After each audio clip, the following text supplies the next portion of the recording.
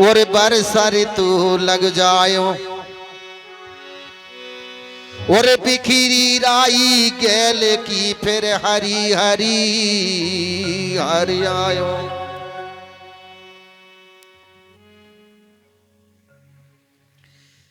जो राई बिखरा दिया था वह यार जासूस ने, तो वर्षा प्रारंभ होने के बाद पुनः राई उग जाती है, वह हरी हरी दिखने लगती है। अब वह जासूस को तो मालूम था कि मैंने राई डाला हूं, वह दिखेगी, वही गेल से हमें जाना है, कहीं भटकने की जरूरत नहीं है। अभी चढ़ाई करते हैं। कहां पर चढ़ाई किया? आर लोगों ने अंगाकोट में चढ़ाई कर दिया। देखिए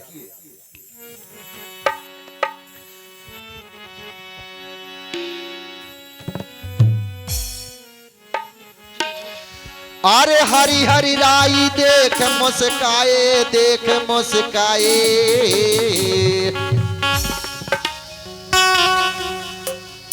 देवठाना में देवठाना मेरे यार पहुंच जाए।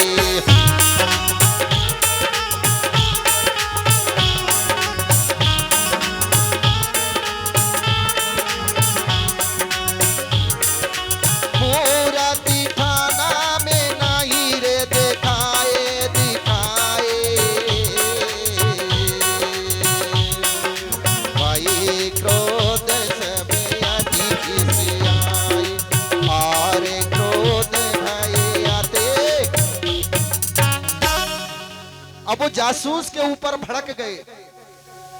अने वो राई को देखा कि बोले ये क्या है, तो बोले महाराज यही तो राई मैंने डाला हूं जाने की रास्ता। बोले चलो ठीक है। तो उसी राई के सहारे से यानी वही गेल से सीधे कहां पहुंच जाते हैं? पेन कड़ा स्थान पर पहुंच जाते हैं, मतलब साजा के थाना पर पहुंच जाते हैं। अब साजा के थाना में देखा तो आज भी हमारे कोई देवी देवता हाथ पैर वाले नहीं है, तो वहां कुछ नहीं मिला। और अति क्रोध हुए, वो आर के जो मुखिया थे अति क्रोध हुए, और उस आर जासूस ने जो खबर लाके बताया था उसके ऊपर भड़क गए। कहने लगे अरे बेवकूफ, तूने यहां लाके हमको भटका दिया, यहाँ तो कुछ भी नहीं। बोले नहीं नहीं महाराज ऐसा मत कहिए, यहाँ तो पर यही शक्ति है। बोले जो साज का पेड़ जो लगा हुआ है यही पर बहुत बड़ी शक्ति विराजमान है। बोले ऐसा? बोले हाँ। तो चलो ठीक है। बोले देखते हैं उसी शक्ति को अपन क्या करेंगे। अब आधी रात होने गई पर इसने इन लोगों ने कुछ नहीं किया। आधी रात के बाद में सब देवी देवता सो जाते हैं, ठीक है ना, सब देवी देवता सो जाते हैं। तो चोर जब चोरी करने के लिए जाता है तो वो आधी रात के बीच में जाता है, ठीक है ना। 10 बजे भी नहीं जाता, 4 बजे भी नहीं। हमारे लोग 4 बजे से भी जाग जाते हैं, इधर 10-11 बजे तक जागते हैं। 12 बजे रात को इन लोगों ने वह साज के पेड़ को काट करके गिरा दिया। जैसे ही साज का पेड़ गिरते ही आवाज लगा दिया कि मेरे कोया वंशी, मेरे झुन्नी भूमका पुजारी, आपके थाना बाना को आर लोगों ने काट करके गिरा दिया है, बचा लो। नजदीक में 12 मुठवाल रहते थे, हमारे पादीपारी कुपार लिंगों के जो 12 मठवाल थे वो भी रहते थे। अब वो भी सब आ गए अपने हथियार लेकर के, तलवार भाला बर्छी लेकर के, और उन आर लोगों से युद्ध करने लगे। भगदड़ मच गई, मारा मारी चल रही थी।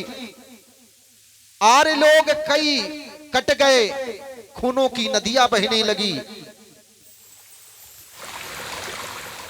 और कई मुंह छुपा करके भाग गए। किसी का मुंह ही नहीं दिखा। जब कम संख्या बची तो वो लोग भी भाग गए। अब इधर झुन्नी भूमका को भी पता चलता है तो ये भी अपनी तलवार लेकर के उस युद्ध भूमि में पहुंच जाते हैं। तब तक सब आर वृत्त लोग सब भाग जाते हैं। 12 मुठवाल ने कहा, लिंगो कि जो 12 मुठवाल थे उनने कहा कि गुरुदेव भूमिका जी बहुत अनर्थ हो गया और ये बात तो शायद हमारे घर से भेद पहुंचा है, ये कहीं से भेद नहीं पहुंचा है, इसकी खोजबीन कीजिए, छानबीन कीजिए, पता कीजिए। बोले ठीक है, बोले मैं इसकी जानकारी अवश्य लूंगा कि ये भेद कहां से गया और किसने दिया है। अब ये अपने आश्रम चले जाते हैं, वहां विचारते हैं झुन्नी भूमिका और राजा सबर विचार करते हैं कि ये हुआ तो कैसे हुआ, इसका भेद पाए उन लोगों ने तो कैसे पाए, इस भेद को देने वाला कौन है। अब ये बात चर्चा कर रहे थे, पारो घबरा गई कि हो सकता है मुझे ही ना कह दें, और नहीं तो फिर वो व्यवस्था पहले थी कि अगर जो कलंकित हो, जो अपने समाज के हित अगर दुराभाव करे तो उसे जंगल निकाल दिया जाता था, वनवास पहुंच दिया जाता था, उसे घर में नहीं रखा जाता था। ऐसी व्यवस्था चलती थी। बजाइए तालियां।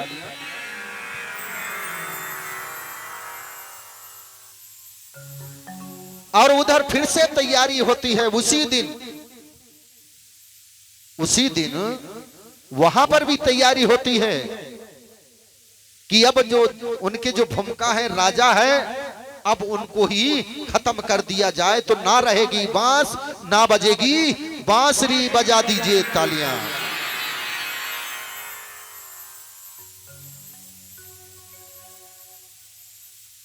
सेना तैयार करते हैं और सेना तैयार करने के बाद में सोचते विचारते हैं कि यार आज तत्काल है, सब लोग तैयारी में रहेंगे, इसलिए आज नहीं जाना चाहिए। अब इनको भूल देना, जब तक ये भूलेंगे नहीं तो हम उनसे पार नहीं पाएंगे। तो 2-4 दिन, हफ्ता भर फिर गुजरने दिए और इसके बाद में फिर रात्रि को तैयार करके और फिर अंगाकोट में चढ़ाई कर देते हैं। तो कैसे?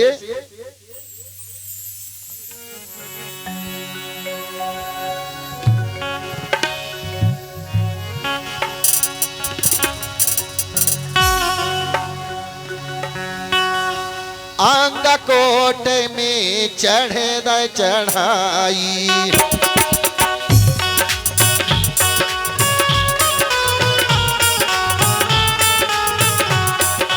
अंगाकोट में करे द चढ़ाई,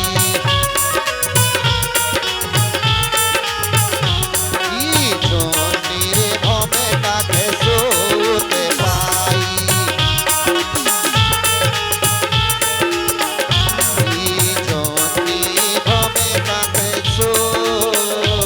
पाई, तो जब सोवत जब पा लेते हैं तो उसी क्षण में झुन्नी भूमिका का भी कत्ल कर देते हैं और जाकर के उधर जो राजमहल में घुसे थे दूत, वहां भी जाकर राजा को भी सफाई कर देते हैं। मेरे बंधु, ऐसे हमारे लोगों के साथ किया गया, हमारे राजा महाराजों के साथ किया गया बंधु। तो आज हमें सचेत होकर के रहना है। तालियां बजाइए, सचेत होकर के रहना है। अगर हमने अपने समाज के लोगों ने अगर चेतना में नहीं आए, अपने सत्मार्ग में नहीं चले, संगठित होकर के नहीं चले, तो तुम्हारी दुर्दशा भी वही हो जाना है। अगर दुर्दशा से बचना है तो हमें एक मत पर होकर के चलना होगा, एक संगठित होकर के रहना होगा मेरे बंधु। तो एक बार जोरदार जयकारा लगाएंगे, बोलो प्रकृति शक्ति फड़ा पेनता। अब इधर रानी को पता लगा तो वो विनती करती है, प्रार्थना करती है, अपनी बड़ा देव से आराधना करती है कि ये क्या करवा दिया बड़ा देव तेने, तेरे ही पुजारियों को, तेरे ही बेटा को तूने मरवा दिया और तू देखता रहा। इसी तरह जाकर के विनती करती है चंडीदाई से। अने सबर राजा की रानी कहां पहुंचती है?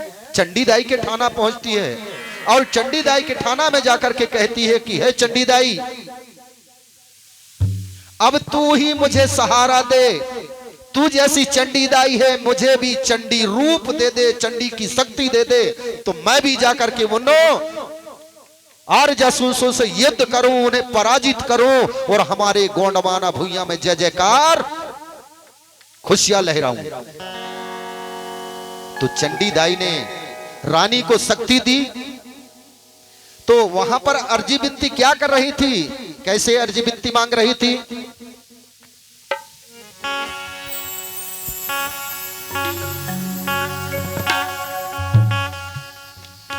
अब बड़ा देव खबर लेवे मेरी,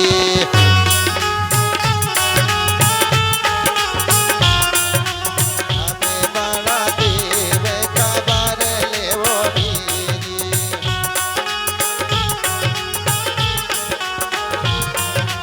अब बड़ा देव खबर लेवो मेरी,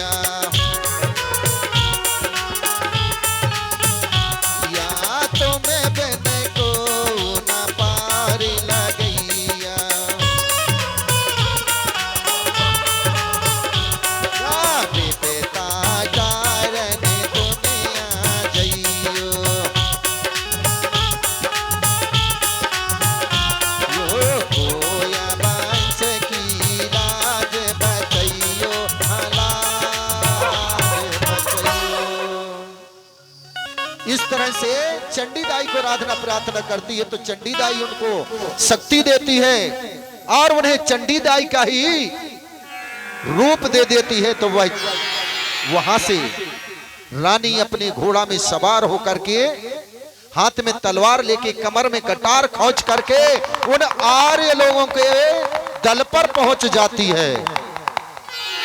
अब जैसे ही आर्य दलों के दल पे जब पहुंच जाती है तो आर्य लोगों ने देखा कि अब तो ये तो बहुत शक्तिशाली चंडी चली आ रही भाई,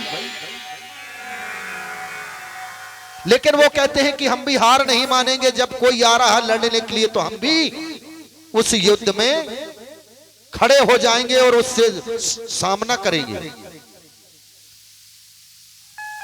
रानी उन आर्य लोगों को तलवार घुमा घुमा करके मार रही थी, लेकिन रानी को कोई आंच नहीं आ रही थी। ऐसा समय आया वह रानी के आगे उन आर्य लोगों ने जाकर के घुटना टेक दिया। बजा दो तालियां, जोरदार तालियां बजना चाहिए। उन आर्य लोगों ने घुटना टिका दिया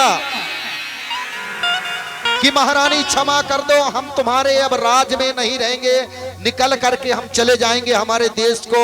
तो बोले दोबारा अगर गद्दारी किए तो तुम्हारी जान में नहीं बख्शूंगी, तुम्हें मैं जान से ही बिल्कुल खत्म कर दूंगी, आग लगा दूंगी। ऐसा करके रानी ने कहा।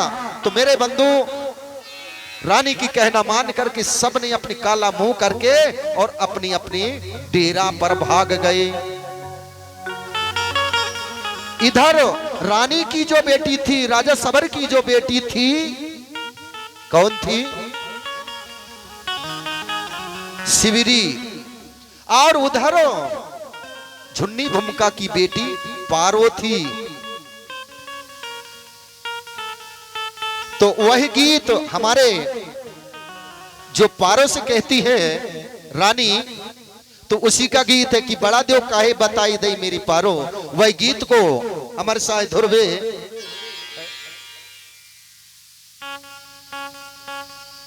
आप लोग तालियों में साथ देंगे।